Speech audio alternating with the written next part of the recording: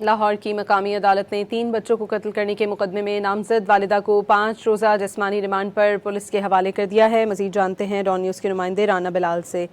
Rana Bilal, update कीजिएगा।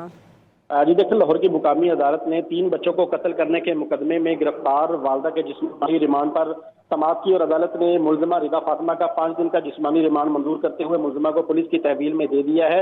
Judicial magistrate ने police की दरखास्त पर समाअत की थी और पुलिस ने आज अदालत में ये दरखास्त दी थी कि मुलजिमा का DNA और पॉलीग्राफिक टेस्ट कराना है और मुलजिमा का मेडिकल भी करवाना है और इस हवाले से मुलजिमा से आला कत्ल भी बरामद करना है और तफ्तीश मुकम्मल करने के लिए उनका 14 दिन का जिस्मानी रिमांड दिया जाए, जिस पर अदालत ने मुलजिमा का 5 दिन का जिस्मानी रिमांड मंजूर किया है और पुलिस को तफ्तीश मुकम्मल करने की अहकामात जारी किए हैं। पुलिस की जानिब से आज चेहरा ढांप कर मुलजिमा को अदालत में पेश किया गया।